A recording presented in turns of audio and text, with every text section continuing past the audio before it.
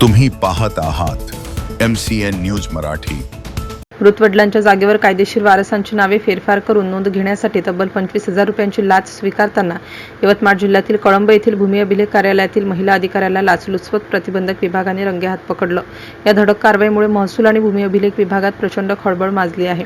श्रीमती शीतल विजयकुमार पांडे, वय 37 वर्ष, पद परीक्षण भूमापक, भूमी अभिलेख कार्यालय कळंब असे लाच घेताना अटक करण्यात आलेल्या महिला अधिकाऱ्याचे नाव आहे।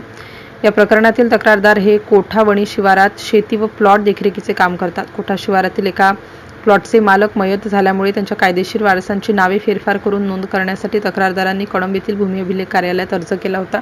हे काम करून देण्यासाठी परीक्षण भूमापक शीतल पांडे यांनी 25,000 रुपयांच्या लाचेची थेट मागणी केली। तक्रारदाराची लाच देण्याची इच्छा नसल्याने त्यांनी या प्रकरणी लाचलुचपत प्रतिबंधक विभाग ACB यवतमाळ यांच्याकडे रीतसर तक्रार नोंदवली।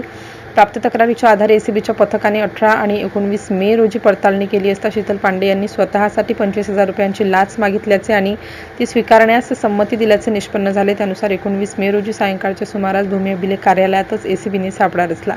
तक्रारदाराकडून 25,000 रुपयांची लाचेची रक्कम स्वीकारताच ACBच्या पथकाने शीतल पांडे यांना त्यांच्या चेंबरमध्येच पंचासमक्ष रंगेहात पकडलं। त्यांच्या विरुद्ध कळंब पोलीस ठाण्यात गुन्हा दाखल करण्यात आलाय। MCN न्यूज मराठीकरिता सचिन पत्रकार, यवतमाळ।